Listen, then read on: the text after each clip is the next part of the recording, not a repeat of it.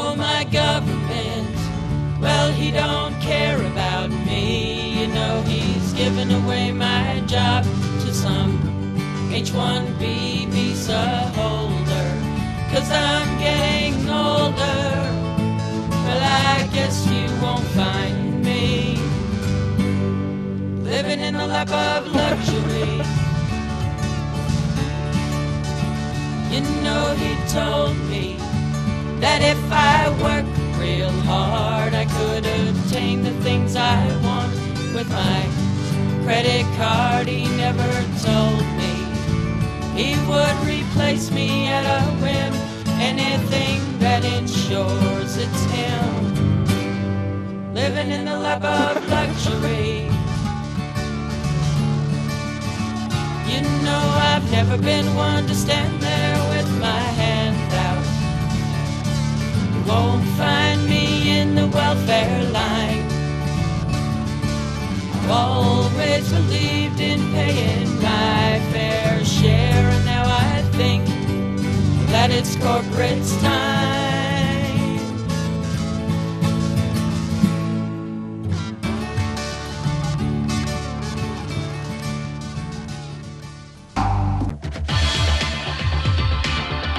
When you pick up the phone to do business with the state of Arizona, you expect the person on the other end of the phone to be somewhere in Phoenix. So it might come as a surprise to hear that the person on the other end of the phone is halfway around the world in India. Answered in India. The Department of Economic Security is ultimately accountable to the governor. We repeatedly contacted the governor's office, but she refused to sit down for an interview concerning this investigation. So we showed up at her weekly press conference. How is it possible that a project director and other higher-ups in the Department of Economic Security have known about this call center for more than a year and your administration was out of the loop? Well, first of all, it's one part, very small part of one multi-state contract. We're not the only state that participates in this contract. We're working now to eliminate the outsourcing provision. But that didn't really answer the ultimate question of accountability. How could the governor's office for more than a year be unaware of Arizona state jobs being shipped to India? Governor, I'm not sure I got a clear answer on my question about DES. I think you did. I would like an answer on how is it that DES knew for a year and a half that this call center was in India and your administration didn't? Thank you very much. That was the final word. Bill, thanks. The ABC 15 investigators are breaking news tonight.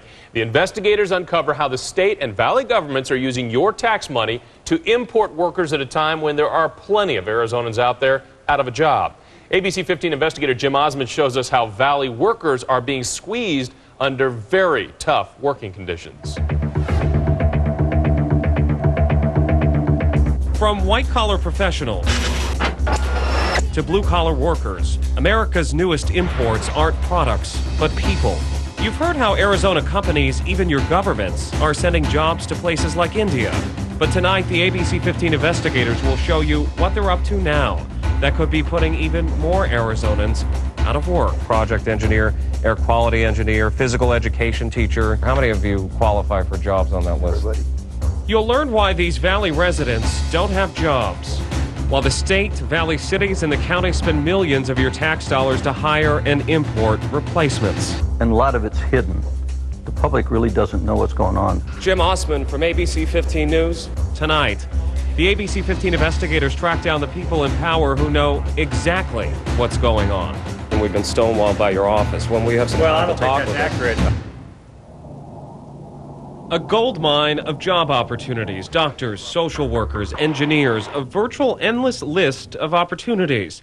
But they're jobs you'll likely never get. Jobs filled largely by people from India, China, and the UK. Brought here to the Valley on work visas because employers say they can't find enough qualified, specialized workers. But as you're about to see, there may be plenty of qualified people already living right here. And the people giving away those jobs are the same people you pay your taxes to. It is particularly egregious to see our tax dollars going to hire foreign workers when there are many American workers available to fill those same positions. Dawn Teo is the head of Rescue American Jobs based in Mesa, a national organization of displaced workers. Tio says the impact of importing workers is devastating, as she has found out from people like these 5 Valley residents. That's pretty hard to talk about. I've lost everything. The ABC 15 investigators have been tracking the job losses. We first took you on an international journey in April to reveal how hundreds of thousands of your state tax dollars are paying to put people in Bombay, India, to work. The outsourcing of Arizona state jobs to India is costing us hundreds of thousands of dollars. What you may not know, the reverse of outsourcing may be an even bigger issue. It's when an American employer receives special permission to bring in workers from overseas. Most enter on what's called an H-1B visa. The outsourcing of Arizona state jobs to India is costing us hundreds of thousands of dollars. But what we're talking about tonight is costing us much more. It can happen to people working in the healthcare. It can happen to people who are teaching. It can even happen to lawyers. And it's happening with your tax money.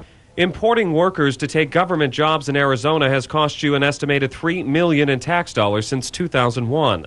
Who's doing it? According to public records, the state of Arizona, Maricopa County, the cities of Phoenix, Mesa, and Chandler. The governor, who is now an outspoken opponent of taxpayer-funded outsourcing of jobs, says she's not aware insourcing is a problem. I'm not sure that that's something that is very commonly done. If it's done, it's probably because there's a very particular specialty that is required. But take a look at this. This is a list of government jobs in Arizona, almost 100 of them.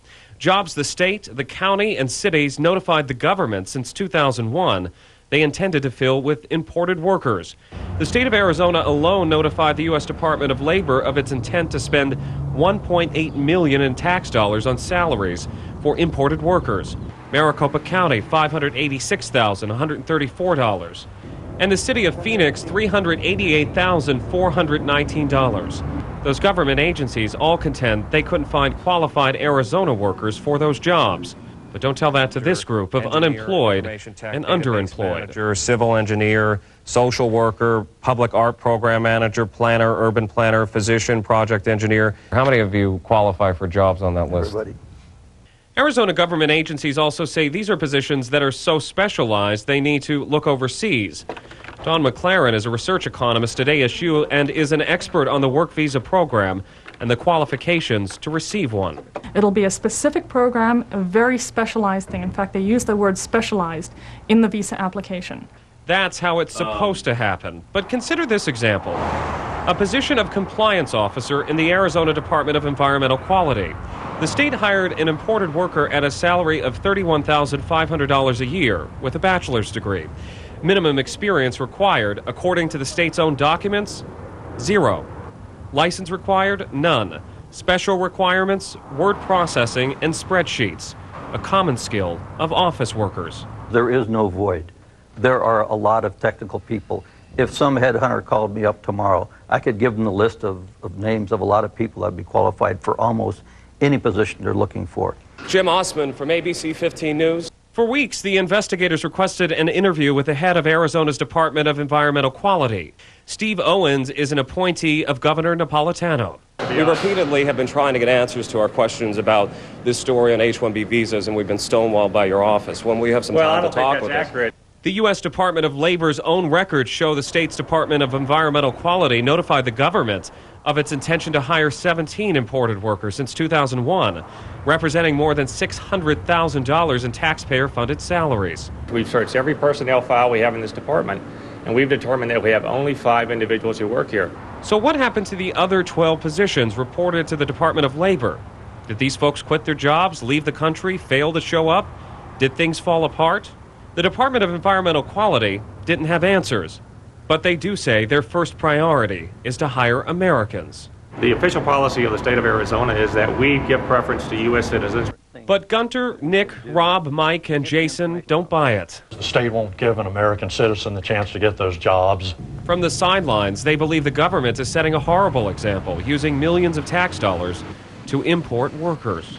The rest of the public need to wake up, because it's going to hit their industry too.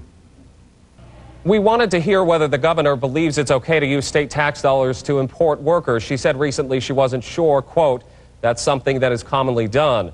Remember, the governor has been outspoken against taxpayer-funded outsourcing of jobs. Napolitano's spokeswoman told us the governor would have no comment, but did add Napolitano favors any program that would help Arizona workers enhance professional skills. As for some of the other government agencies from across the valley, they repeatedly told us they were forced to rely on imported workers because of a shortage of qualified Arizona employees.